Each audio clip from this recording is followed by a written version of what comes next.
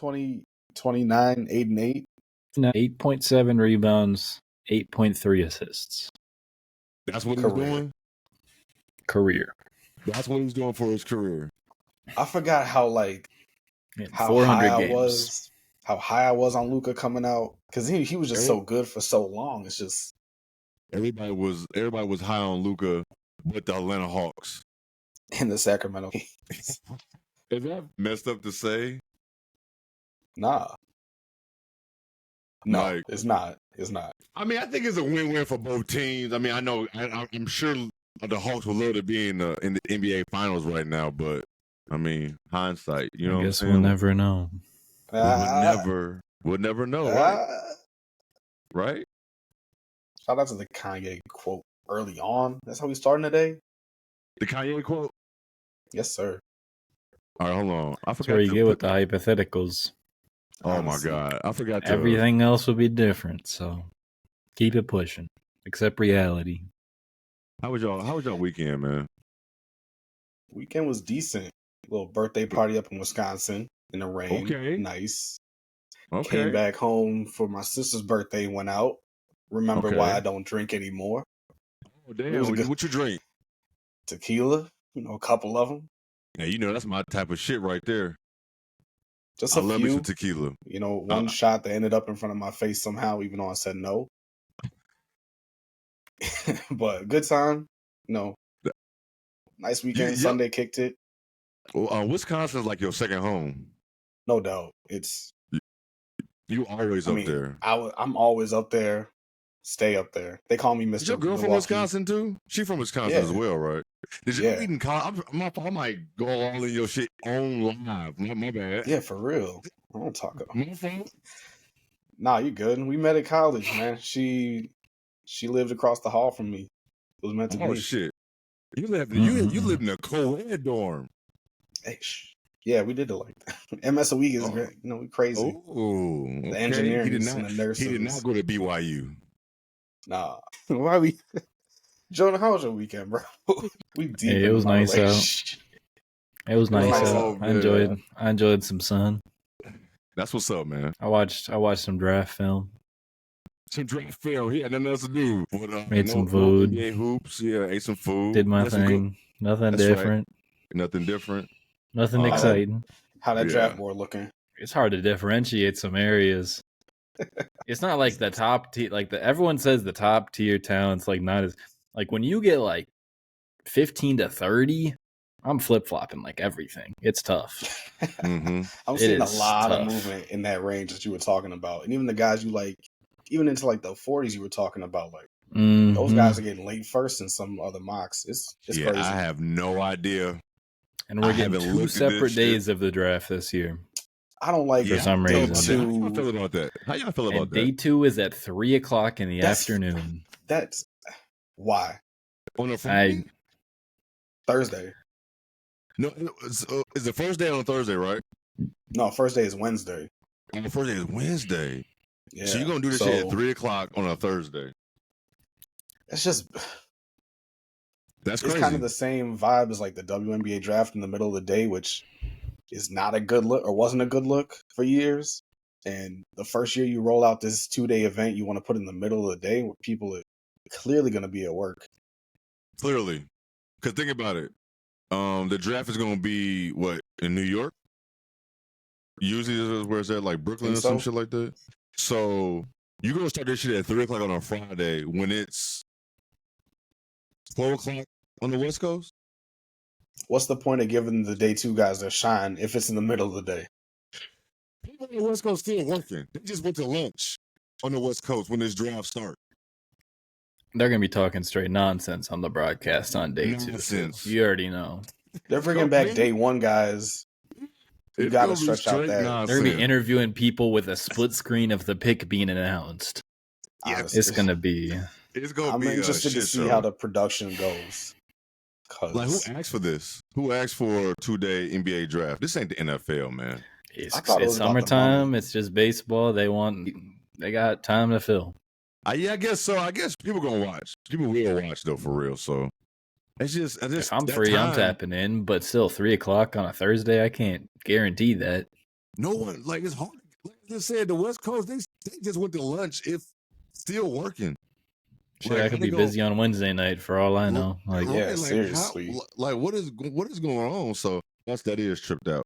That is tripped out. But Jonah, you already locked into your draft boards and shit. I ain't looked at nothing. Absolutely not a thing.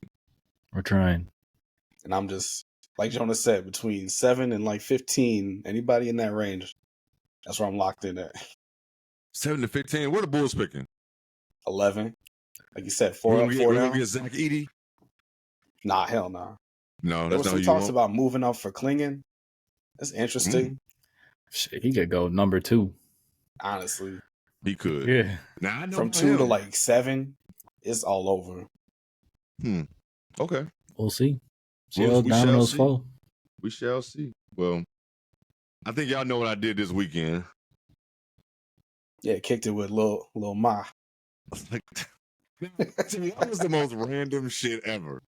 First of all, when she came, first of all, who don't know, I went to the New York Liberty game Friday night when I was in New York.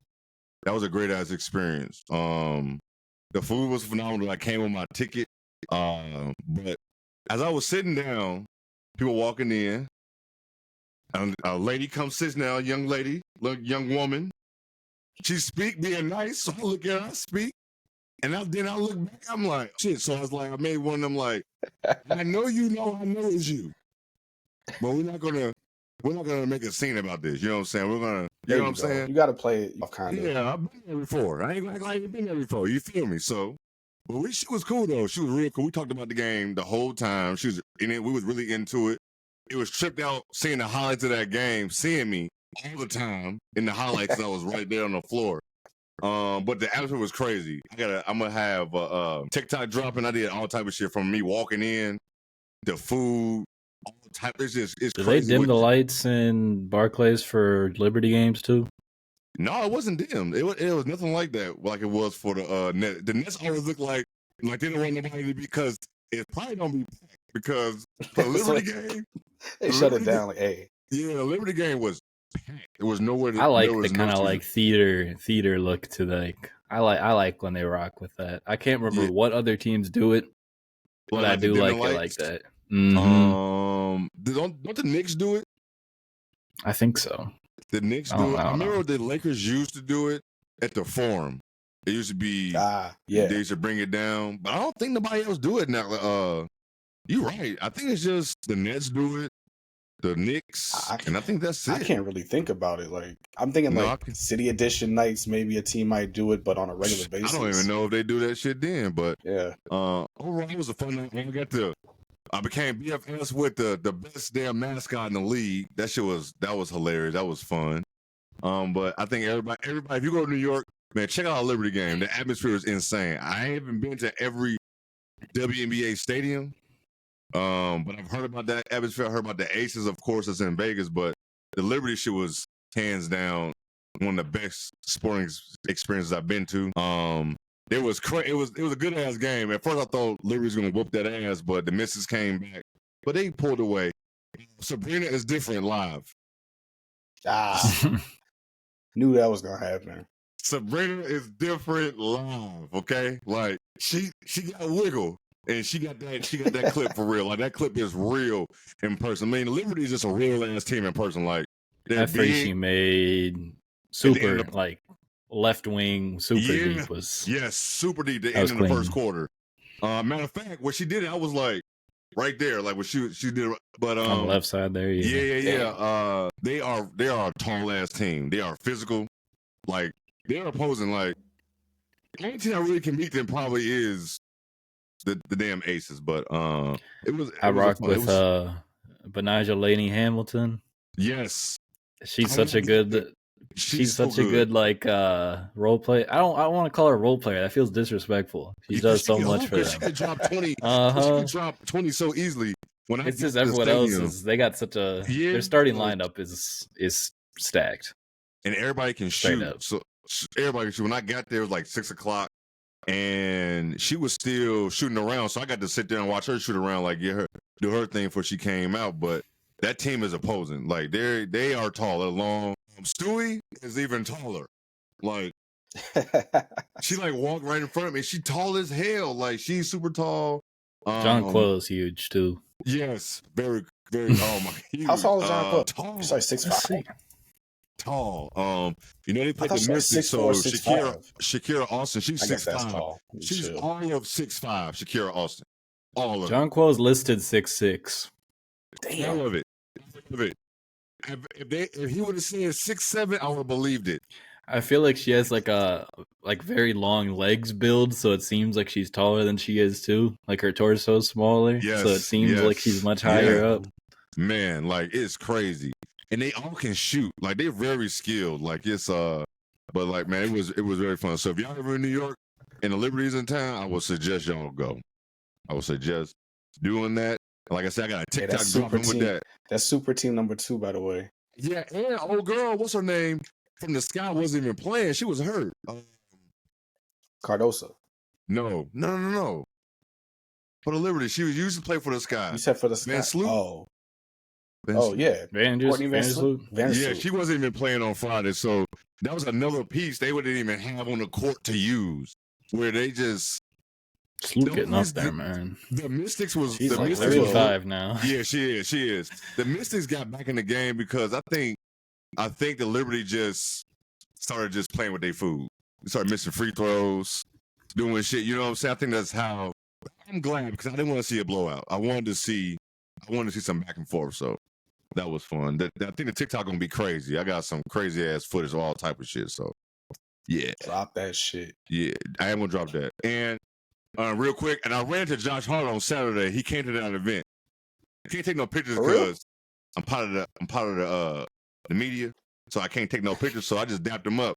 So I'm walking through because you could just come in there. It was just free for the public to come in and watch. So the DJ was like, "Yeah, we got Josh Hart in the building watching yada yada yada." And so happened I bumped into him.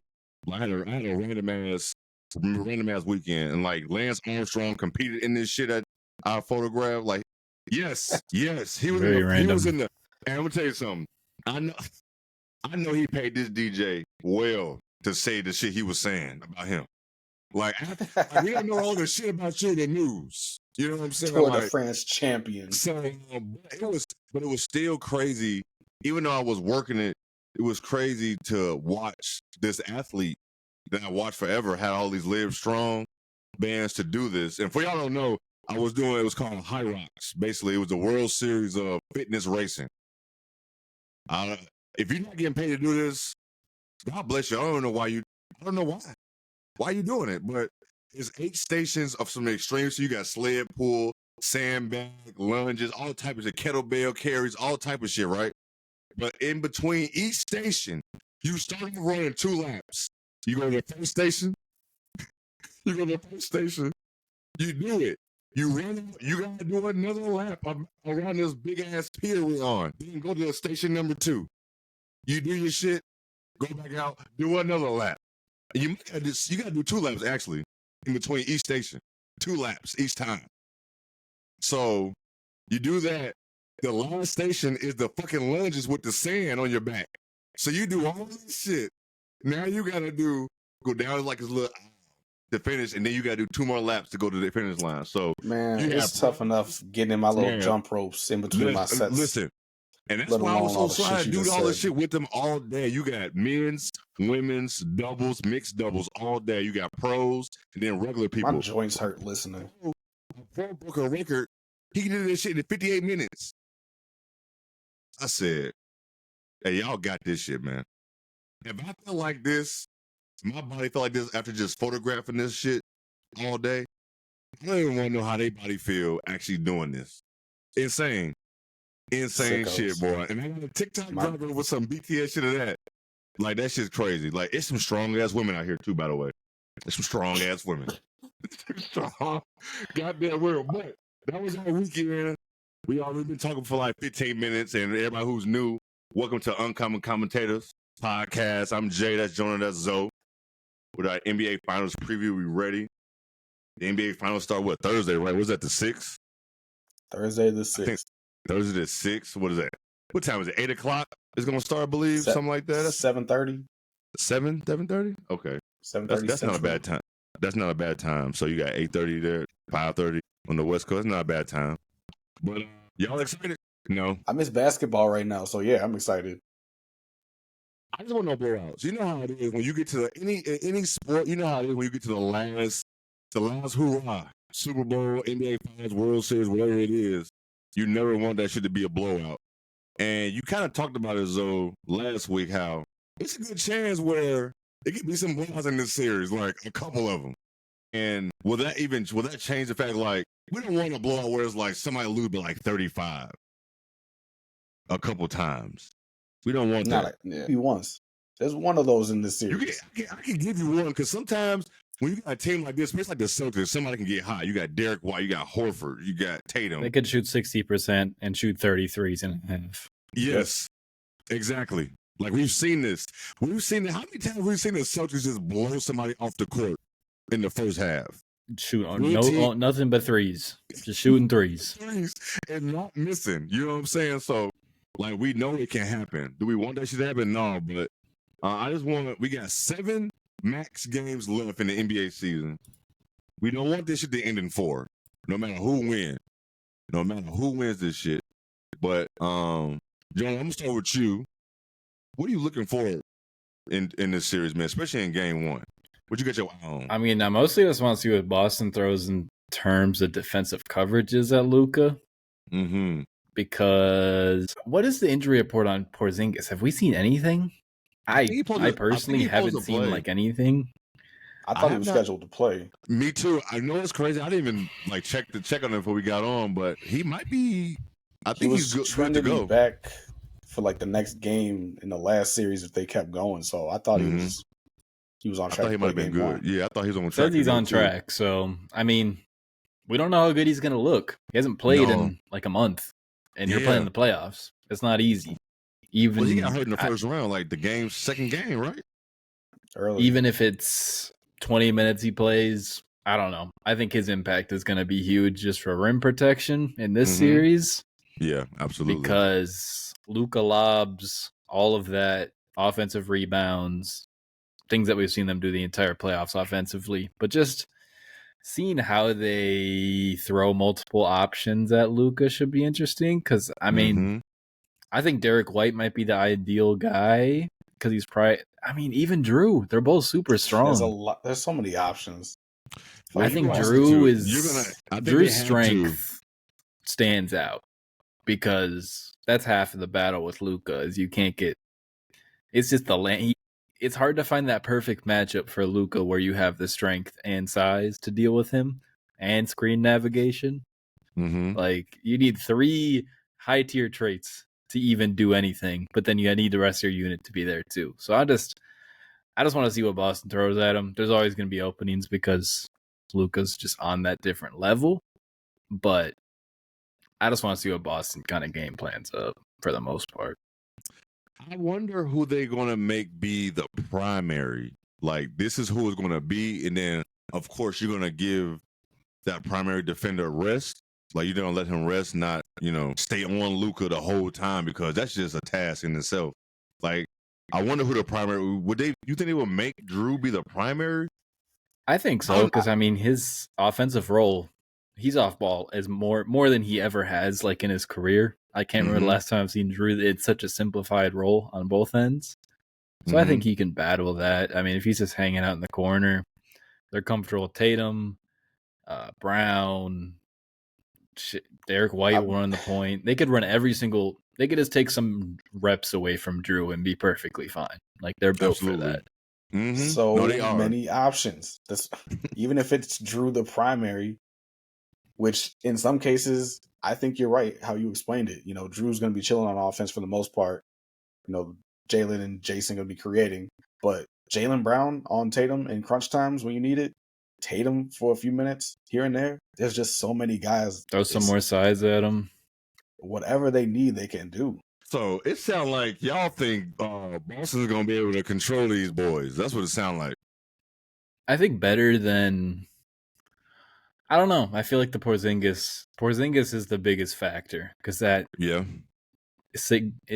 him on their back line is so much more significant in this series than it was for, I mean, just for anything else if they don't have him or if he's not 100%. I mean, I trust Tatum's length and size is going to be good in the help side if he's on the low man or if he's at just pinching down on a drive. But I don't know. I just want to see if they like Hunt Al Horford because he's the weak link out there.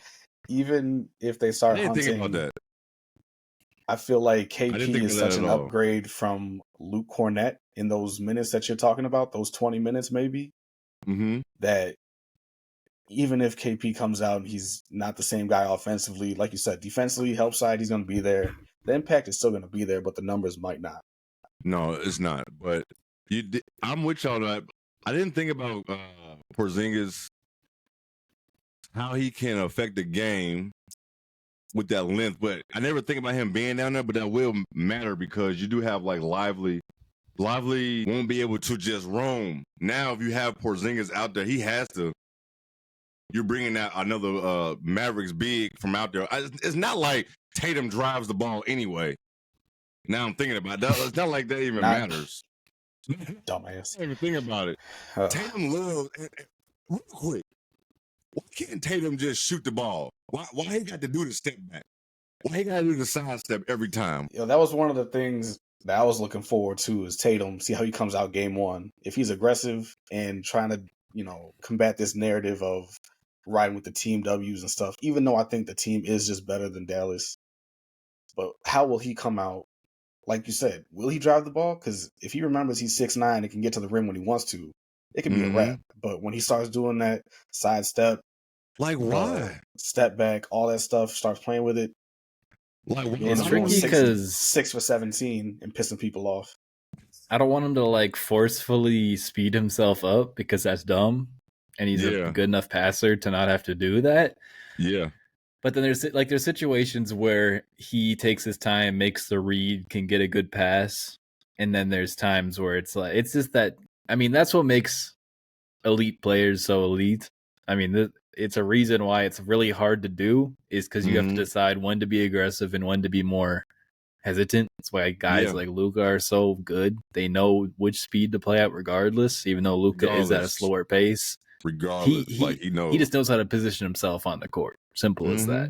Simple. It's a different level though. It's tough for a reason. It's some of the best shit you can do for a reason. But honestly, even if they like quote unquote lock up Tatum, something else is going to be open. If he can find Jaylen Brown, get Jaylen Brown going, things like that. It's kind of that trade off. On defense, on offense, it's the other way too. Now you just got KP out there stretching the floor. Even if you turn him into just a shooter for the series and he's playing defense, that still opens up so many options for that team. It plays to like Boston's kind of stylistic thing too of just sometimes it seems like they're kind of playing just everybody eats instead of trying to go to their main guys. I think it might play a little bit better in this series. I don't know, but Dallas's defense has been showing out lately, so showing out. They've been playing good defense, real good defense. I want to see the rim pressure. I think Jaylen Brown just seems like an X factor this series because when we saw last series when he was great. I mean, even just getting out in transition and bodying people that are smaller than him. Simple as that. Simple stuff. Easy conference MVP. And that is kind of like some controversy. People was acting like Tatum didn't have a good series or something, but I really don't care Brown about. just had a better one. It's I don't care about stat line Gobert 4-game stretch. Whatever. Yeah, I don't really. Stat line screenshot for likes. You know how it is. That is true. That's all that shit is for. Those numbers. But for me, for this series, Boston is the better team, but I believe Dallas has the best player in the series. And a lot of times, if it's not like a super team, i.e., Warriors, shit like that, I'm gonna go with the team with the better player because I feel like in these moments, Luka just knows he gonna get to his spots. He's gonna get to the free throw line. He gonna get his shot off. Yes, Boston got all shot type of shit to throw at him, all type of shit. But I feel like Dallas really have found something with Kyrie and Luka, like Jonas said, and this defense doing what they're doing, where to the point I think Dallas is playing so well to the point that Boston always playing with their fucking food all the time, and you can't do that with Dallas. Like, you play with your food with Indiana. Indiana just play with their shit more. You play with your food. So you play with your food sometimes with Cleveland. They just end up being hurt. You know what I'm saying? You play with your food against the Heat. They just had Jimmy Butler, and they still end up with a win on your floor. Like, I just want to see what happens with Boston if Dallas comes out, punches them in the mouth in game one, gets up 1-0. Like, what does Boston start to look like from there on? Or if they go up 2-1, if they're trailing in the series, at what point? What do we see from them? That's what we need to see, because even though Boston was playing with their food all playoffs, they still had the lead in the series. It was like, is this Boston's first real test the whole postseason?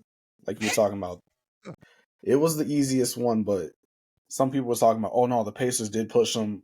I'm with you. I think it was a cakewalk, and they finally. We barely talked about them all playoffs because it was too easy. Let me ask you this: I'm just making sure we're on the same page. Was there ever any point in the playoffs against the Heat, against the Cavs, against the Pacers that you was like, yo, I think Boston gonna lose this series? Not series, ever. No. You never thought that. Yeah, you might think about a game or two because shit happens. Like we said, Boston can do that. But there was never any point, even when it was 1-1 in the first round, I never thought the Heat was gonna beat Boston. Like, I never thought that. Cleveland, no. Definitely not with Indiana. Indiana had a great chance. We almost got what Jordan was looking for in game one, but then Indiana played with their shit more. Like, they just fumbled this shit even more than Boston. They didn't want that shit, so fumbled so bad. Like, Indiana woke up that next morning like, yo, we're really down. We could have been Rick Carlisle was sick. Yeah, sick. So that's probably one of his worst coaching performances ever. Hands down. But I really think, like, I'm with you, John. I want to see Dallas come out and take this game one. How you gonna respond? So you guys think Kyrie come out and have a big game one back in the Garden? I don't want him to rush it. I want that shit to flow into. I want him to go out there trying to prove a point. We haven't really had like the forced Kyrie yet, though. Especially in the Wolves series. His scoring came in those bunches. It'd be like eight straight points for just him. Mm-hmm. Then he just kind of go back to it. Like, it was never really forcing the hand. I mean, I don't think you can take Luka out of a game.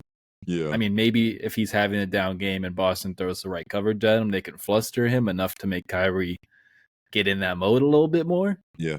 But he's going to need to... I just want to see what the differentiation between their stars and their role players, because I don't know. I'm worried about the role players this series because... Or Dallas? Yeah. Dallas, I want to see what PJ Washington shooter-wise we get.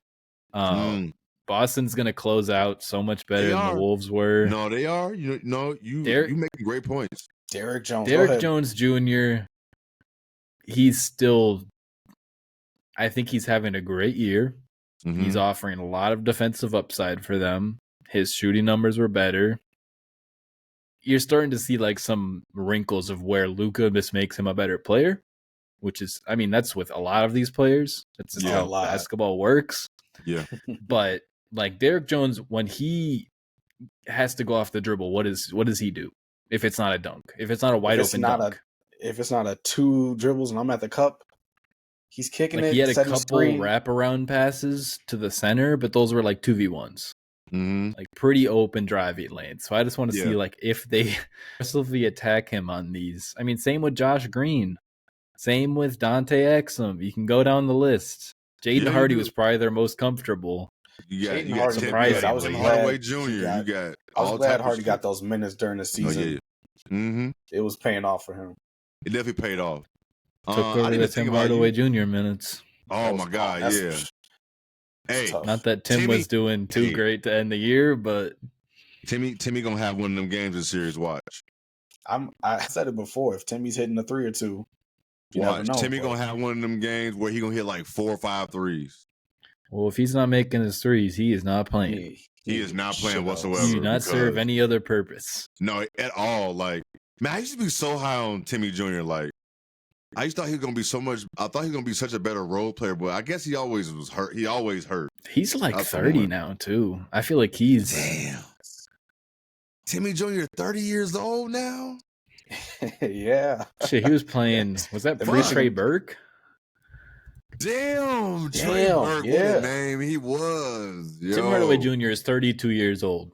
Tim Hardaway Jr. is 32. Damn, he is. Yeah. I'm not gonna call that man old because I'm older than him, but you know what I'm saying. Like, I cannot believe. Wow, he is. Man, I used to be so high on him, man. I always thought he's gonna be such a better role player than what he has turned into. But injuries, solid seasons. He has had some solid seasons. He has some like 20 points per game. I think in New York he had one. Mm-hmm. But he averaged 20 a game. He averaged 18 a game in 18-19. Yo, I thought his highs was like 15, 16. I swear, I promise you. I never thought it was that much close to 20. That's crazy. I had no idea. Wow. Well, specialists in the playoffs is tough. Yeah, that's it. I mean, you're not offering anything else, and one other thing. No defense. If you're not making no corner shots, you got to be doing something. So the bench is definitely something to look after. So it's like, okay, I'll put it like this. Now, let me ask you this. If you had to pick coaching staff, who you going with? I'm rocking with Dallas. I'm rocking with Dallas. Yeah.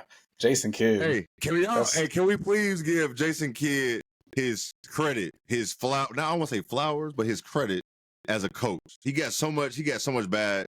He got some bad stuff. He got an extension halfway through this playoff series. Yeah, like and it looked a little premature, and now man, he did the right thing. For sure. He's doing a good thing over there, man. But I'm gonna lean with Dallas too, man. I'm gonna lean with that, even though Boston with 64-18. Yo, I didn't realize it was 64-18. Dog, they didn't lose 20 games. It's the East. Man, don't y'all ever talk about LeBron East time ever again. Don't you ever talk about that shit again. 64-18. They had to make the finals right now. It's gonna get spooky if they lose. But hold on, we ain't gonna get there yet. Well, so you going with who you going with, Dallas or Boston coaching staff? I'm going with Dallas. Jason Kidd, like you talked about today, I think Jonah, you got him in last week, mentioned it. He's been doing a great job. Great job. And it's paying off for him. It's paying off for them. Adjustments. You kind of forget. Yeah, you kind of forget sometimes when there's a lot of roster shakeups and stuff. But once things started to click, these guys get some time together. Man, you never know. They got hot at the right time. Mm-hmm. It's just like let Luka run things offensively. Let things flow off him. Mm-hmm. Allow him to make all those reads and then figure out the defensive stuff. Luka's going to raise the floor of everyone else that's on the court with him, but on defense, like they've obviously upgraded, but like they don't have. When you look at them on paper, you wouldn't think like, oh, this could be an elite defensive team, but like they've been doing that all playoffs. Yeah, that's the thing. I never think that. Their third player is really just a committee of still 2 to 3, maybe even 4 guys. Yeah, because they don't really have a bona fide third. Yeah, they don't have a bona fide third. Exactly. It's just by committee. Whoever's hot that night. Yeah, whoever's hot that night. So, but you think about Jason Kidd. That's how them Cleveland teams was built with Bron and Kyrie. It was like, I mean, you had Kevin Love, but they got Kevin. Yeah, never mind. It wasn't the same. Nah. Even though Kyrie and Luka, they give you that kind of that duo type of shit. So, but they don't. Yo, what time is it? Yo, this might be the longest it took for you to get to a LeBron Cavs Lakers reference. It's pretty good. Slap this dude, man. 40 minutes. Hey, you can't help but do that when you got Luka and listen, man. I'm gonna miss that dude. That dude, bro. Man. I'm gonna miss that dude, man. Yo, Jason Kidd took Jason Kidd point guard Hall of Fame knowledge, and he passed it on to Luka and Kyrie, and they put some good people around, and that's just a good recipe. Even if it's not this year, Kidd, like people was trying him to get fired last year. I feel like that's always gonna happen when Luka wasn't, making a deep run. But hey, y'all think about how last season ended. They lost like the last 3 games, right? Last 2 games of the season. They tanked on purpose. They tanked to end the season on purpose. So they got lively. They got lively. Luka was mad, but I think it's like one of them things. Think about what if they like just said fuck it and traded Luka, traded Kyrie after that shit happened. What if they just panic? You know, like some franchises just panic because they hear shit going on and they start just doing dumb shit. Shout out to Mark There Cuban. would need some crazy shit to be going down if they did that. Yeah, absolutely. Yeah. But even shout out Mark Cuban, even pulling the trigger last year and going to get Kyrie, pulling the trigger, going to get PJ Washington and Gafford. Yo, that deal for Kyrie, looking back on it, what the fuck was Brooklyn thinking? Yo, we need to teleport ourselves back into the context of the situation. I know. Because in the moment, I know. That is something that could get you fired. Yeah. Even for Dallas. Yeah. Just so bad. Think about how, like, it was so random. It was the middle of, I would never forget that day. It was the middle of the day. And out of nowhere, all of us got in the group chat like, what the fuck? Kyrie to Dallas?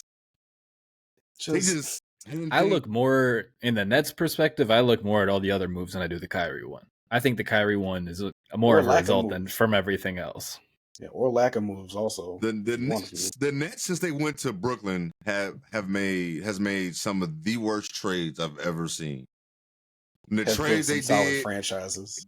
The trade they built the Celtics. Shit, you seriously, you built the Celtics. You traded, gifted them Jason Tatum and Jaylen Brown.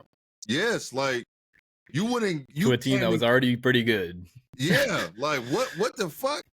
Like, why would you? They wouldn't get Paul. The Celtics had like one down year when Isaiah Thomas was cooked, when his hip was injured, and they still probably won like 35 games, and then they just ramped it back up. Yes, Brooklyn just been trading away shit. Then you do the trade. Well, you got Kyrie. Do the trade with KD, and now I think they about to trade some more. So Brooklyn just been trading shit away, and. Looking back at it last year, it was still weird that Mark Cuban did it, but he had a plan. Hey, shout out Nico Harrison. Yeah. This man was working at Nike, and they said, you're going to turn into a GM, and he's done a great job. No, he has done a phenomenal job. It was a weird thing when it happened, because he was working at Nike for like 15 years, and they no basketball experience. None. They threw him into a GM role. I don't know about y'all. Did y'all hear a lot of rumblings about that? I don't think I saw a bunch of like backlash of Dallas even doing that. I think it was just more I mean, I don't feel like you don't see as much news about like GM hirings. Yeah, I feel like that's a Jonah thing. He was just deep in the trenches. It's more of like it's more of a reactionary thing to when the moves are made. You have a guy to blame. Yeah, because it's I don't know, and we never know with trades too who is actually responsible because there's like 20 guys in front offices. It's a group effort. No, but I don't know. It's interesting to see the routes there. Yeah, Dallas and just in general, they've done a great job just from coaching and front office on down. But what was we were talking about which coaching staff we took. So all three of us took Dallas basically at this point. So starting lineup, Dallas, who is it? You got Luka, Kyrie, Lively, right? Derrick Jones. Gafford was starting. Gafford was starting. Oh, Gafford. Yeah. They split minutes, so pretty much. But and then I think Lively's a lot better. Yeah. I'd rather start Lively. Who else is starting? Could actually make a pass on the short roll. Luka, Lively, Kyrie. It's been Gafford all playoffs. Gafford. PJ Jones Jr. PJ Jones Jr. Then you got Dallas. You got Boston. You got KB, Tatum, Horford, Drew, and Derek White. White. That's who it is, right? So who y'all got? I mean, is Porzingis starting? Is he throwing in the starting lineup right he's away? coming back. Nah, I don't honestly. Right? It would surprise me if they played him 20 minutes off. I just want to see the minute. I don't care if he starts or not. I more want to see what the minutes he's playing are. I'm playing him in that second unit. Like, give him 20, it's 25 minutes. Your rehab right now. You've been playing even if it's a 4 minutes on to start and then you stagger him after something like that. That's fine. We'll see. But who y'all got? Zoe, what start lineup you going with for this matchup? Starting lineup, I got the Boston Celtics. Just well-rounded. Mm-hmm. Everybody can step out. Everybody can defend. Everybody can create something. Even Horford. Everybody. 38. Yeah, He everybody. will unload the clip. Still will give you some buckets. So every He time. will So shoot every open shot he gets. every And I respect I used to respect talk that so shit. much shit Because you're not gonna get the ball back all the time. He's not getting the ball back If you're every throwing time. in the Porzingis role, you better shoot your pick and pops. You're gonna be open. Shit. You're gonna be Let wide it fly. open, my boy. Let it. He just turned 38, by the Man, way. let that I shit believe. go, man. Yeah, 38 yesterday. Hey, keep getting them checks, my boy. Keep getting them checks, please. I thought he was finessing people, but I see it. I do. Yeah, 38 today. Today. Oh wow! Shit, Shout out. Shout him out. They've been so long. crazy. I thought it was yesterday. Shit. What a career since the Philly year. He had a what? The Philly year. Just forget about I that forgot shit. he played with Philly. From Boston to OKC back to Boston, but yeah, that was in there. I never forgot he played with Philly. When Philly brought him in because he was the Embiid stopper, so they brought him into the. I mean, it wasn't the cart. You know, that's jokes. That was but goofy. It still was weird. It was like that was really weird. I wonder how much he's made in his career. What do you think? 200 million? This Brook Lopez type career where he's just changed his game. He has made $270 million. Damn. And he's still under contract next year for 10 more million. So he's gonna finish his career 300 plus. He's been a role player. He's been a role player for like majority of his career. Look at that. I mean, he had a couple All-Stars with the Hawks. All-Stars, but when you look at it, I'm maybe with Boston, but I don't think so. Man, I think with Atlanta, he had an All-Star with Atlanta with the Hawks. Yeah, I know. 5-time All-Star, 1-time All-NBA. What is the second half of his career? Yeah, early on. What's the numbers early on? Like young Al Horford in Atlanta. In Atlanta, he averaged 14 a game. Look at this shit. He was an All-Star twice. He never averaged 20 a game. He never averaged 20 a game with the Hawks. Most he averaged in a season was 17 and a half when he was 26. Man, 12-13 season. Role player. Hell of a career.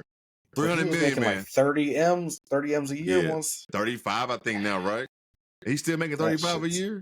He was, but I think his new contracts, they finally He's only making 10 this year. Oh, 10? Yeah, they got his ass now, but... Oh, yeah, but still. Think about that. He had a couple extensions. Almost 300 million. Wee. He still got some type. I know he was smart with his money. Shout out to Al Horford, man. Keep getting them checks. But Jonah, what starting lineup you going with? It's got to be Boston. They're just more well-rounded. Again. Yeah, I think it's a clean sweep here. I trust them all together. Even with Horford in there, I still think you give them the nod. Yeah, absolutely.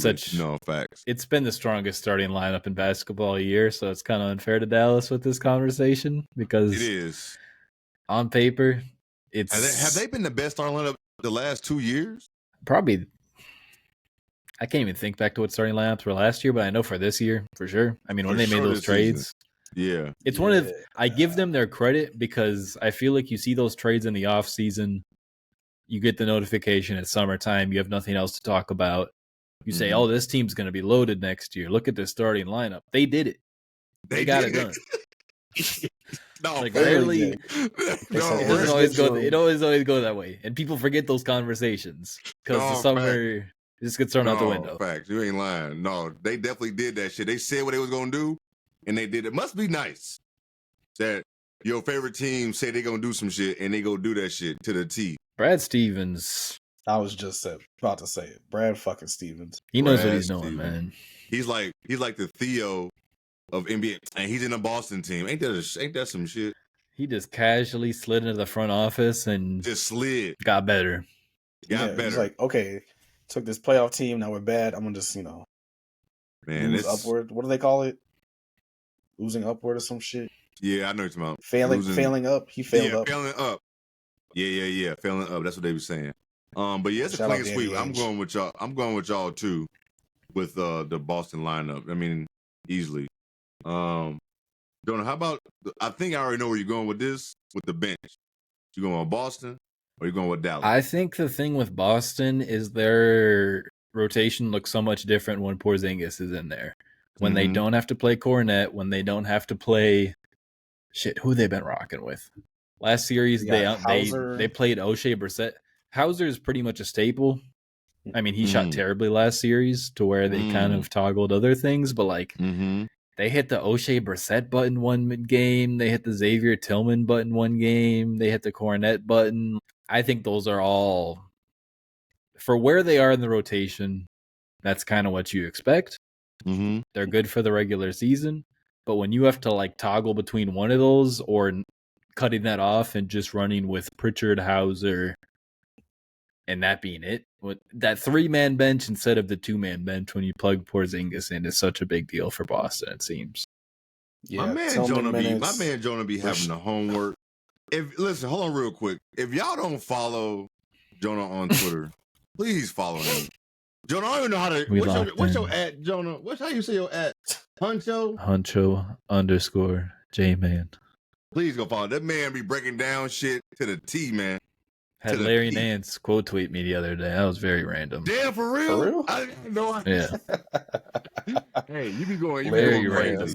No, you be breaking shit down the way you be explaining shit. Like, you're really good with how you explain shit with your words and breaking down videos. But shout out, go follow me, not the nonsense. Not the nonsense.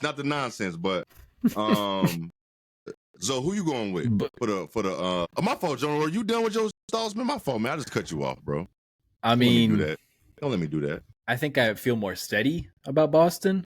But Dallas, like toggling between those options, I think is more interesting because, like, we saw the Jaden Hardy minutes last series and those popped. He was looking good as a facilitator. He was hitting open threes. His drives are good. That was kind of like his thing. He was getting to the rim, which might be easier if Horford's a primary rim protector. Yeah.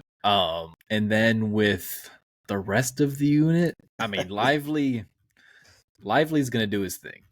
Yeah, he gonna wreak havoc. He role gonna be is all very over simple. The place. Yeah, he know what he's supposed to do. Yeah, he know. Like, this is my role. Making the extra pass is huge for him. It's such a big upgrade over what Gafford does. Gafford kind of panics when he gets the ball in the roll. Gafford Lively don't want just the catches, passes. Gafford it's open, does not want the ball. Lively was hitting. Lively had like a Euro finish last game off the drive too. Like, he's just doing shit 20-year-old bigs should not be doing. Rookie bigs. Especially from where he was at Duke last year offensively. Yeah. It's just kind of nuts. But Josh Green, I have no trust in him. He's just like a hustle. His redeeming thing is effort. Like, honestly, I think his effort is the best thing he brings to the table. He shows flashes of like, hey, that was a cool pass. But he is going to be running. I think he had he was like top 5 in average fastest speed on the court at all times. There's some weird ass stat, and that tracks very well. Science stat you just gave us, right? Yeah, weird NBA miscellaneous tracking stat. But I think Hardy and Lively are probably my keys there. I don't know. I think, honestly, thinking about it, I think it might lean Dallas just because of Lively alone. I do like that. Okay. Like you said, Boston, you're not looking at them for their bench. Yeah.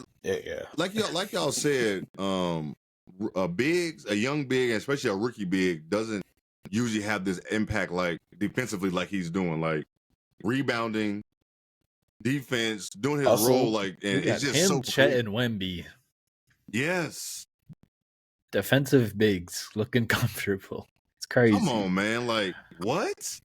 Like, are y'all like? And we would talk about them more if it wasn't for Wemby. Like, Lively, we would talk about more if it wasn't for Wemby. Wemby is just, we already know what he is. He's gonna have his own segment next season for sure. If he keeps it up, he will be setting Defensive Player of the Year award records. Oh, absolutely. Yeah, so I didn't feel bad about him losing this year. You will get your like 5+ if you keep it up. At least. No, at least. No, that's you can't help that shit too. You won't be. It's going to be hard not to vote him if he has these type of numbers and get better. Like he's only not even playing full minutes really yet, so it's only going to get worse there. But I'm with you, Jonah. Lively does change that if he's healthy on his head and everything. Don't be rushing him out there. Stop hitting his head. How you keep getting his head I hit don't, so damn I don't much? think he shouldn't have. I don't think he should have even played the last game against the No. Wolves, but at least he's No. got a good week to rest. Yeah, good. No, Ice no. packs. Get your Shout out your to head Dallas. straight. I mean, handling business for them for their rest because you don't want to keep prolonging that and you got somebody with a head injury and you got to keep playing. You don't want how to keep Especially in the while battle. Boston's just chilling. chilling at the crib. So, man, I didn't think about that, but I'm gonna go with you. I'm gonna lean Dallas because of Lively. I'm gonna lean that way, but I still think Boston is the better team. It can still shape out that way as overall being the better team, but I'm gonna go with you there. Now, who is? I got Boston. Hold on. Did you pick all I got yours Boston's already? bench. Did you No, already not pick? the bench. You didn't? Oh, my fault, man. I'm about to skip all over your ass, man. I'm sorry. It's been a long day. You good. My fault, bro. Hey, You got Boston bench. I thought Al Horford's birthday was yesterday, so I feel you. I didn't know this man was even birthday was in June. I didn't know none of that. Every day's Al Horford's birthday. He's having a great year. Honestly. Yeah.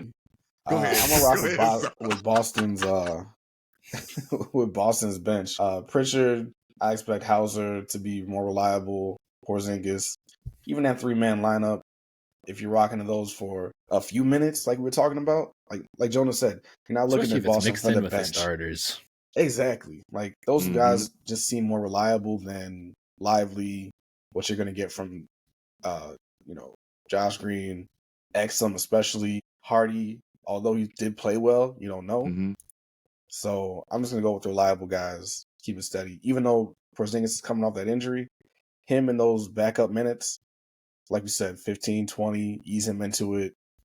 That's a better look to me than those guys over at Dallas. And Al will look better. If they do start him, Al will look better when he's not as relied on too. Yep. Porzingis is the one that can change it all. Like if he is healthy, like he just really changes that bench. He gonna change that starting lineup. Whatever they're gonna put him, he changes everything. So, but I'm gonna stay with you, Zoe. Who's the best player in this series going into this series? You said it earlier. Luka Doncic is the best player. Yes. What do you say for his career? 28 or 29, 8-8, and in this playoffs. This playoffs, I think he's like 33, 9-9. So basically, it's like 34, 10-10 almost. And even if you went back to January, he was putting up 33 points, 10 assists, 10 rebounds. Mm-hmm. Just, he's the best player. I know Tatum is one of my guys, and I'm a Duke guy, and I'll ride for him. But when you see what Luka's doing, what he's capable of, the rebounds, it's like we still assists. haven't seen. It's like we still haven't seen. Like I feel like we've seen everybody else. We've seen Kyrie just go crazy, like had those moments. Not saying Tatum has not played bad, but it's like. But I guess it goes back into what Jonah was talking about earlier, that we haven't seen Boston be in a stressful situation to the point where you need Tatum to be special. So hopefully we get that this series, that we need Tatum. We see him be special. See some back and forth between Tatum, like Tatum and Luka going crazy. Like a little, give us like a minute of them two just going nuts at one point in the series. Like Tatum going crazy, making baskets, Luka going back and forth. We need that. Like Tatum, it's Tatum's time. Like you're not hurt. You're gonna be well rested come Thursday. You got the home court advantage. It's in your city. You ain't got to leave. You've been at home chilling. It's time. So, but I still got Luka being the best player in the series because he's been showing that in these playoffs. Coming into this, he's the best player for me. I already said that earlier. So I ain't got to keep going forward on that. So, Jonah, who you got for the best player going into this series? I mean, it's pretty simple. Luka's just. You can't do. Is black and white. Listen, you can't stop him. You cannot. There's always going to be, theoretically, with every star player, every superstar, there's always going to be an opening with how they're defended. And Luka can exploit that every time. Yep. No other player. I don't think any other player in the league can do it. Because you look at, like, Luka's pull-up shooting ability puts him in that tier above Jokic when it comes to that. Like, he's a better... It's one of those annoying ass players where you get it seems like they're better when you contest them even more. Yes. Shit like that. Yes. How many times we see Luka in the last series with a hand in his face? Make it. Like every time. Like, what are you supposed to do? And then you got his step back his is his most mate. comfortable shot, it seems. Like you heard, like Jamal Crawford was talking about it. He did that one legger. Like, how are you? Oh yeah, behind the three. Like, how are you doing that? And he's so comfortable. Like, he looks locked in. He looks like he's in shape. I've always been vocal about his weight. I've never been like, I'm not fat shaming, but the man never cared. Nah, I feel like he could still be in better shape. Oh, he definitely could be in better shape. Don't get me wrong. It's the same thing with Harden where he kind of plays himself into shape. Like, start of the year, it can be a little shaky, but like you come mid-season, yeah, he's looking Luka looks good. He looks good. He looks locked in. He looks really locked in. He's definitely locked in. He doesn't look as injured as I thought. No, he was, seeming to be in those games, but he looks locked in. His pace of play definitely helps him with that. Yeah. If he was somebody who had to run around, he could be battling anything. Yeah. And he can just cruise along. I'm going to go to the post for the second quarter. Yeah, I'm with you. It's not like his step backs are too dramatic, too. It's just a slight little. He gets it off. No matter how tall you are, he gets it off. So, and Luka's special, man. I've been on record. I had my moment early this year, like really questioning him. And then, the rest is history. Like, Luka is really, and like you said, Zoe, he could definitely be in better shape. And like you said, Jonah, he played himself into it, but he locked in. And it looks like he's even kind of active on defense. Like, he ain't locking you down, but he's playing passing lanes and shit. You know what I'm saying? If he's on someone, it might be trickier with Boston because they have more guys that can attack off the dribble. But like, against your average NBA team, he's going to be able to slide his feet and get in front. Like, he had a possession against Mike Conley where he just moved his feet, beat him to the spot. If it's late in the shot clock, you're going to force something chaotic. Either a kick, even if you're just forcing him to swing the ball, that's a win for you. Luka has that 3 to 4 second burst of energy when he needs to. He does. Definitely. No, absolutely. No, for sure. Because he be chilling the rest of the 18 seconds. No, standing there directing. He be delegating, standing over in the top of like in the corner, by a little hash. So he be delegating, but man, I think it just shows how much Dallas need a rim protector. Because if there's a second line of defense for him, I mean, we saw it against Ant too. Like with Ant too, the Wolves had their issues with attacking mismatches, but every time Luka was there, you get a blow by. Here's Josh Green. Here's Derek Jones in help side. Then there's a big also behind you. Yeah. Like their little second line, third lines of defense in that series, especially. Yeah. No more Dwight Powell at the rim. Like they got. I was watching when you watch him and be like, this is their starting center for 3 years. It's crazy. I mean, I was watching Ant film today because I was just making a little compilation and I was going through a Dallas Wolves game. I think it was December. Grant Williams was at the 5. Like Grant Williams. 6'7" Grant Williams was at the 5. He was on the Mavericks. That sucks, man. Even if they go small and PJ's their guy, that's why I just think the like Jason Kidd defensive thing. All these guys know how to like help properly. The timing's there. It's just rotations. them as a unit, as a defensive unit is so huge to where it doesn't make Luka look as much of a liability, even when he's like there was some really bad defensive games in the Wolves series where he would be trailing nowhere close to Mike Conley on some of these pick and rolls. Like at the 3-point line while Mike Conley's in the paint. Yo, as soon as he gets touched by a screen, he's done. Plays dead for Luka. But if they can find ways to just get around it, I mean, even if they switch him onto like Al Horford, force Al Horford to beat a switch or something, it'll be tricky if it's Porzingis because Porzingis this year was, I think, one of the best players in the league at like post-ups on mismatches or something. But another reason why Porzingis is important, I don't know. It's just nice that you don't have to worry about him being as much of a liability. And I don't know if he's like league average, but for what his role is, you don't need that much. for where he is right now. He's just he's big. That helps. Mm-hmm. Yeah, that helps. Use your length a little bit. Mm-hmm. No, fact. MPJ school of use your length a little bit so you're not terrible defensively. That's it. Use your length, man. That's why you have them. Use it. Stick your arms out. Yeah, that's it. That's it. All you gotta do. What the fuck? Like, that's it. Defense is just effort. Like, why you not? Like, just give it a little bit. That's half you don't even got the offensive role is so much for him. I kind of understand it sometimes. No, yeah, I get it. Offensive side is so much more fun, but defense, you got to want to do that. You gotta have to want to wreak havoc out there. You got to want to get on people's nerves. You know what I'm saying? You have to want to do that. So all game, that's one thing, and that takes a lot of energy to do that. To be shutting somebody down. You don't know what possession is going to be too. You might take one possession off. That could be a possession they're attacking you. Yes. You don't it's tough. Exactly. It's tough. You don't never know. You think, oh, this is the time. I can sit back. As soon as you think you're gonna sit back, here they come. So yeah, Luka's definitely the best player in this in this series, going into the series for sure.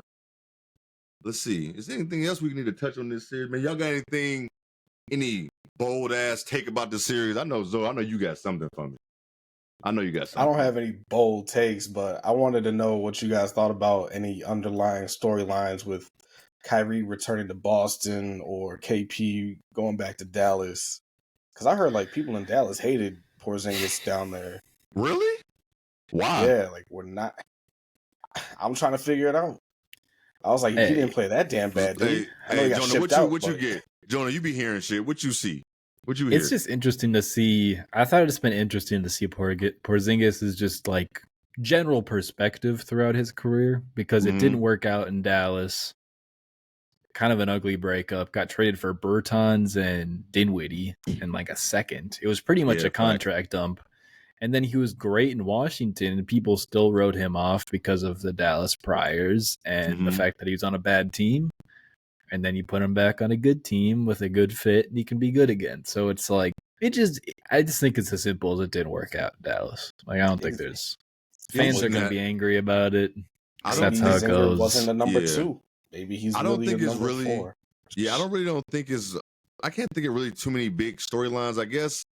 I mean, I've seen shit like called it the Legacy series, but I guess it could be for Luka or Tatum. Like, especially Tatum, since this is going to be his second time in 3 years going to the finals. I know it's going to be I know the conversation is going to be outrageous. It's going to, you know how it is. It's never going to be anything logical. I mean, from some people, but if Dallas do win this, it's going to be so many people throwing dirt on Tatum. Like it's going to be bad. Even if they win, he has to play good regardless, win or lose. He has a soft spot for me because me too. As someone who has seen Kat get all this shit for even when he does good, like, I mean, it's the same way that a lot of the media views players when they do the good things. It's gonna be like semi, like the bad stuff's always gonna be allowed with these players. Simple as that. When Tatum has a good game, you're not gonna see price for Tatum. When he does bad, you're gonna see he can win. They could sweep the series, and people are gonna like say they sweep the series. Tatum averages 22. They could say he was supposed to average more. They're gonna tear his ass apart. They go someone out there, even if he's gonna say some 22. Let me tell you something. He could be a leading scorer and still. If Tatum only averaged 22 points this series, they're gonna rip him that new ass. Okay, I'm telling you that shit right now. Because Grohl's 22 in the fourth quarter, and 4-game winners, and people still post a screenshot of his box score. No, they will. First half stats. Box score merchants. Why he doesn't show up? That's the era we're in. Box score merchants, man. That's all people look at is box score. Like the playoffs is the worst time to do it too. There's so much shit going down. There's so much happening in the playoffs, but I do think win or lose. I think I said it last week. Win or lose, Tatum has to play good. People are still gonna talk crazy about him. Boston lose, but if he plays well, I'm talking about like now. I ain't talking about like garbage stats. I'm talking about he had important stats and important moments, but they just end up losing. That's okay for me. I know it's not gonna be like that for He might have like 15 Majority. hockey assists, and you're not going to see it on the stat sheet. No, It you're could be not. good People playmaking, will good be- process, Yep. passing out of doubles, things Yep. like that. Yep. You're never going to see that on the stat sheet. No, yeah. Hey, watch game one. Tatum didn't take a shot the last 4 minutes. Where the fuck was he?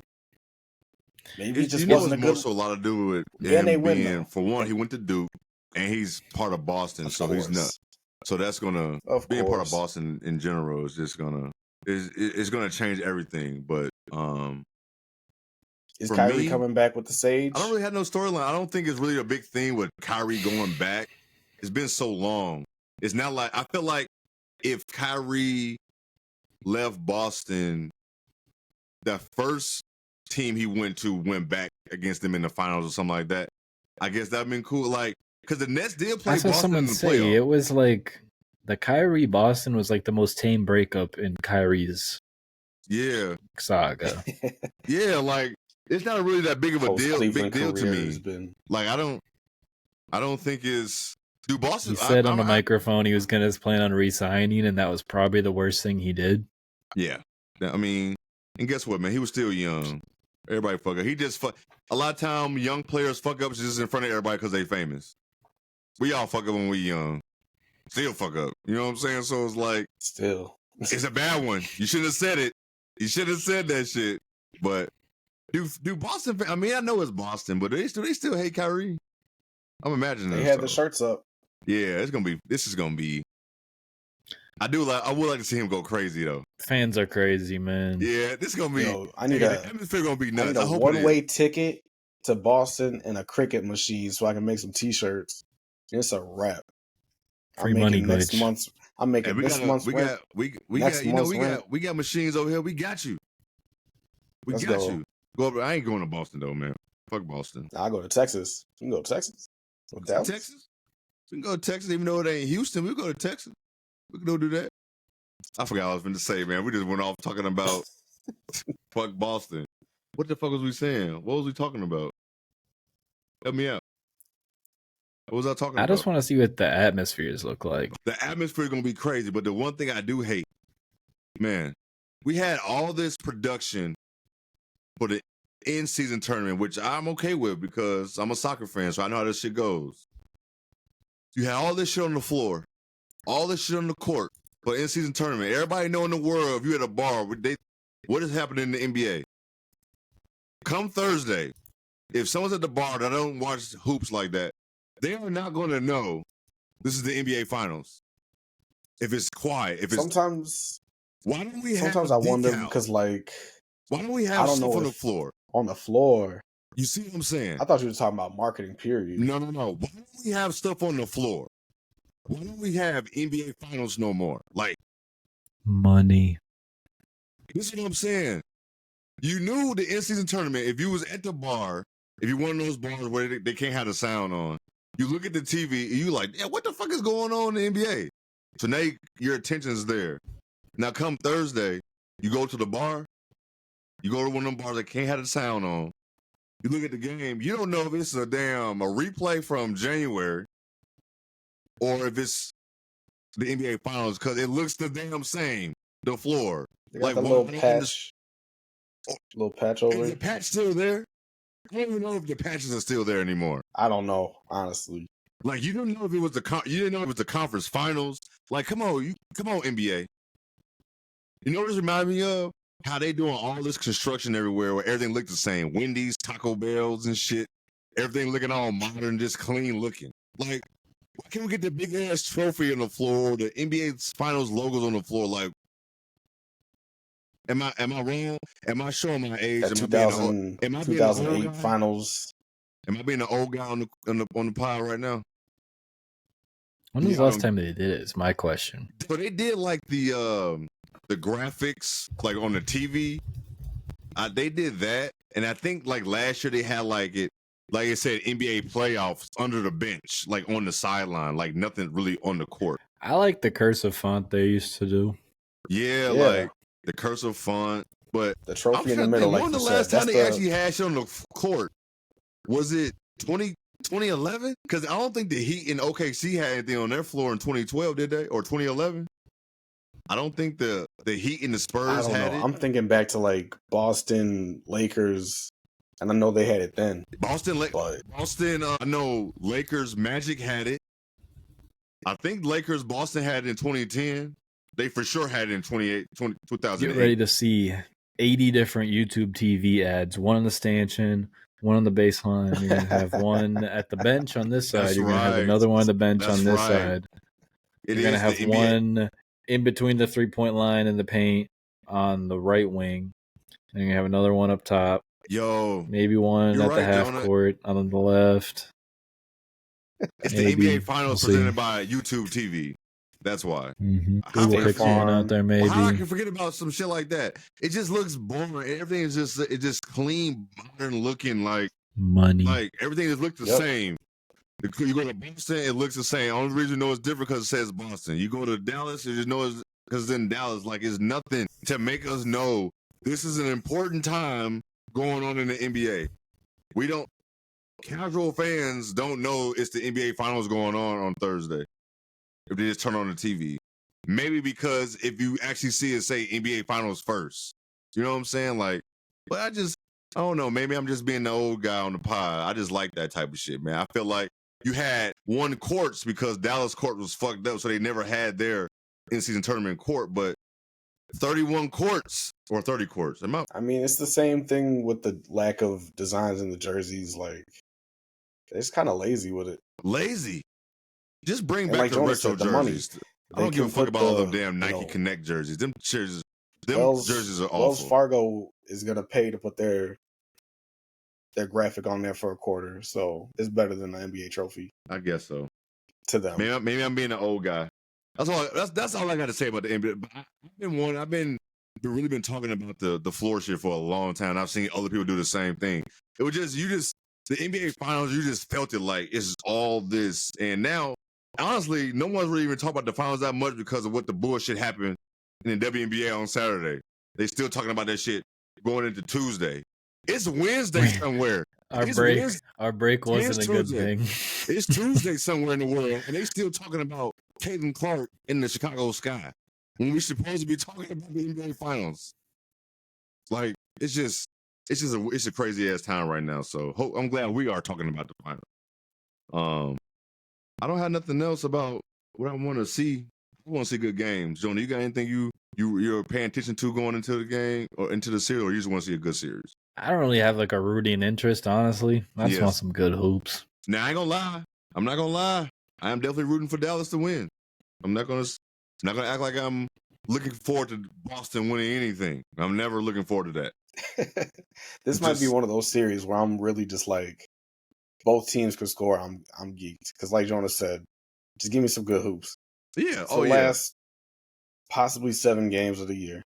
Yes. Can we get us 7? I know I said last week Dallas in 6. I was just really happy for Luke and Kyrie, but I'm gonna still go with Dallas. But I can go for I can see it in 7. I'm not gonna just Boston play with their food, but they still a good team. So I'm not gonna sell them short and say still in 6. But I'm gonna go with Dallas in 7.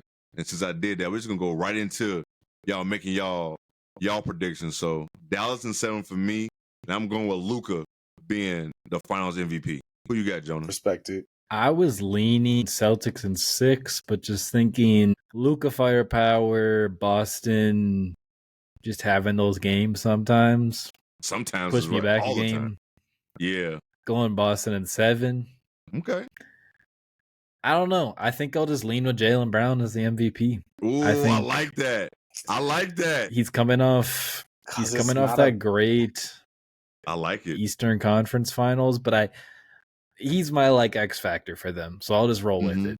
I like that. I think he's him. If they focus attention on Tatum, he's gonna have those situations where he could eat. So let's rock with it. Sure. Easily. Who you got, Zoe? I got Boston in 6. Ooh. I got Tatum MVP, but it could very well be Brown too, just like Jonah said. The politics come in too, where they could, if they have the same stats, Tatum's gonna win because that's how it goes. You know the politics is coming in.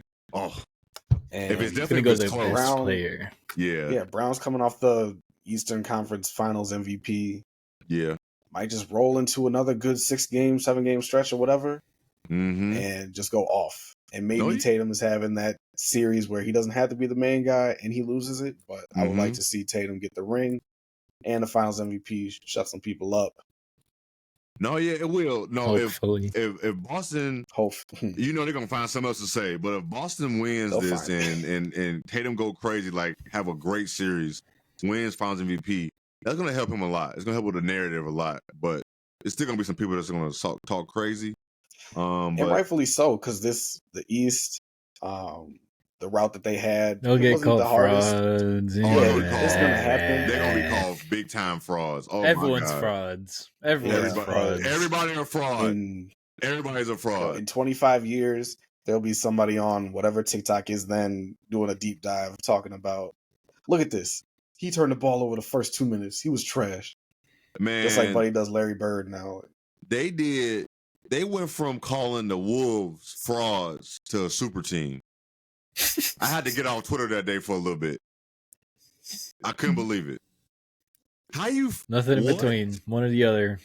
Nothing but polarization. You said all season and even up until they beat Denver, they were frauds. Nah, they got awards. They got awards for playing well, so then they're a super team. Now they're a super team. But then they lost again, so they're frauds again. Now they like what? But man, I can't go. Wow, this is weird. So, it's gonna be terrible conversations on either side for Luka and Tatum, regardless of who wins and loses. So, it's gonna be. Go ahead.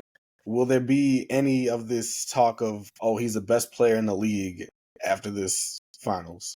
Luka has a chance. Luka has a chance. Luka win the NBA Finals, and he in a dominating fashion. He's over Jokic. He's over Embiid. Playoff performances aside, which players are you taking over Luka? Tell me, Zoe. Tell me right now. It's like Jokic and healthy Embiid. Honestly, I'm not disagreeing, but like you said, that list right there. Can he jump those two guys this year? Who? Embiid? I think if you factor in Luka, if he wins, can he move up to I'm the best player in the league? Even if he loses, I think people are still going to view him in that tier because of what he did and because Jokic lost in the second round. And I think Luka. Right, so Jokic comes down a little bit because he's humanized, and Luka wins. He moves up a little bit. Nope. I think people were talking so much about Jokic that I had to come around to it. So now that Luka can potentially get up there, I'm trying to gauge where people are at. That's all I'm doing. Here's the thing with Joker. I low-key was glad that they lost because, the narrative around him was starting to get kind of crazy. Like, how they was saying, people were saying shit like, he the best they ever seen. He the best center they ever seen. It started to go crazy. But I think in order to bring one down and bring one up, it all depends on where you had them ranked too. That person. A lot of times, Giannis feels underrated at this point. It's crazy. That's what I'm saying. Yeah, people not even talking about Giannis no more. Giannis had a crazy Giannis this season. Giannis is not even fucking. I think it was his best statistical season of his career. He did. And no shade to Ant or Minnesota, but part of Ant's ascension this year is because Ja was sitting at home. We're just going to be real. Not to say that. But was Ja in those conversations, though? He was headed to it. Was he headed to it? Was he not? I feel like. Oh, he kind of was headed to the face of the league for the young kids for real. His sneakers was getting played. Had everybody doing the gritty. Yeah, he had everybody doing the fucking. I feel like it's a parade in my city. Yeah, he had everybody doing that shit. He had everybody. I feel like Ja being slightly undersized kind of limited him as a ceiling for that. And he reckless. I still get that. Reckless. I still had a screenshot against the Lakers where I don't know where he's even going with the ball. He's upside down after he came back from the injury. Damn, I still, but he was. Look at your top players in the league. He kind of was on his way to being the face of the league, and now does he even have a chance to even get that back? Going Memphis is into going to it. be great He next might season. not. Memphis as a team, yeah, but Wemby and I'm just not Ja high will on still Ja's be- ceiling like that. No, me either. He's too reckless for me. I think he's fun, but he's reckless. I can't get behind. he doesn't that all the offer time. that That's extra. my thing. I think Ja is underrated because people say stupid shit when a player has like a down year and is out for the year. But like you look at these other players, Luka's 6'7", Giannis is damn near 7 feet, Embiid's like 7'2", Jokic 7 feet tall, Jay's 6'6", Luka's 6'7". It is a tool for these players when you have elite traits and you have the size. Yeah. No, you're right. Like you left off your boy though. And ain't 6'7". Who ain't? I mean, 6'4"? He's Y'all 6'4". told me he was 6'4" this year, and He's I was surprised. I mean, Ant just has the lean for the ceiling because he offers the defense. Mm-hmm. I'm with you. Yeah. And he has the personality. Mm-hmm. Which people, I mean, that's just a whole other sidetrack conversation of face of the league shit that I don't give a fuck about. The face, I hate the face of the league. I feel like now, I think, you know what's crazy?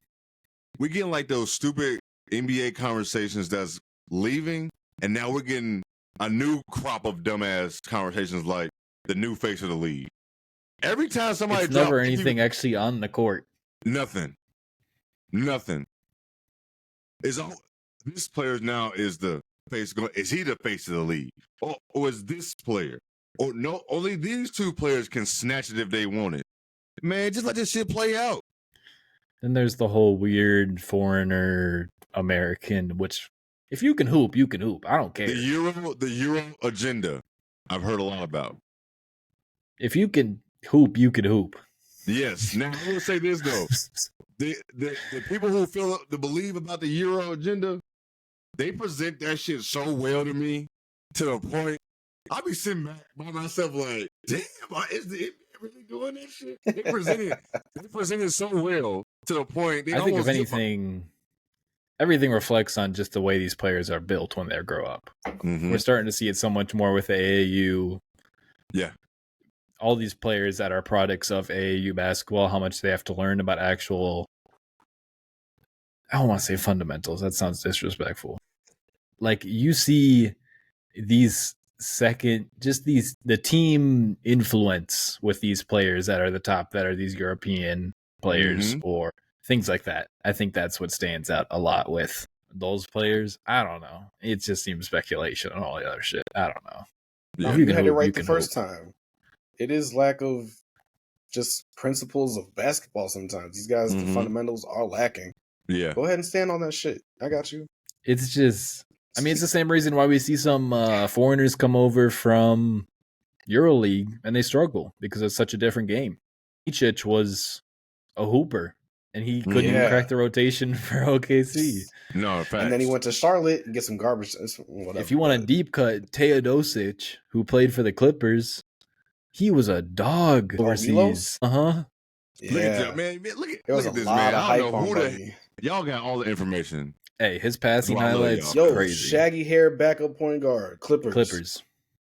Okay. It's just a different game. It's just a different game. So I feel like I give these guys a nod when they can adjust and like combine those two kind of styles of play. I don't know. I feel like we should be praising them more than anything, but it just turns into nonsense. That's the basketball purist thing. Yeah, it's turned into so much like Euro versus Americans and all this shit. It was highlight culture. Yeah, so everybody's looking for. Now it's when I was coaching and a kid told me he like hit this move and I was like, why'd you do this extra step back? He's like, because it looked better. I was like, get the fuck out the gym. Stop it. That's what he said, because it looked better. And then he missed. Stop. Hey, now the first thing I thought about, the Patrick Ewing meme. The meme. Why'd you shoot that? Do you work on that shot? Why'd you shoot that shot? That's a classic. Yo, why you shoot that shot? That is such a coach. Hey, why you do that? Why? Just why would you even think you even tell me what went through your head that made sense to you? I'll wait. Oh, I think shit. that's why Luka's such a cool player. Is I think he's a perfect blend of both those perspectives. Yeah, no, 100%. Luka has the bag, but he also has that like just innate basketball IQ. He's No, just you're on a right. different level. When he Man, pulled I up feel for like that he hit deep I think three. he hit another gear in his career. Like I feel like Yeah, he hit another level of IQ and skill that even win or lose, come next season, we're gonna see a different Luka. It's the same thing too. Is like he came in the league and was so good that I feel like people, you're just used to that. That's You're just how used he's to it been his now. you entire got career. used to it. Yep. It's been the most solid 6 years where it's just been the whole time. 28, 8, and 8 from the Yeah. jump. He's been very consistent. And you don't get that. Not too many players in history start off at a certain point and keep that shit the whole way through. You don't get that a lot. So man, I ain't got nothing else about these finals that's starting on Thursday. I mean, y'all got anything else we'll get up out of here? Hell Nah, no. let's see some hoops. It's been a minute for It's some. been a minute. It's been a minute, man. It definitely Yeah. has. I mean, I still watch. We'll track who gets We're their talking about praise, who NBA. doesn't. Don't kill us. We're talking about NBA hoops. We know it's women hoops out there. We know it's Yes, WNBA. sorry. We gotta play it now, especially nowadays.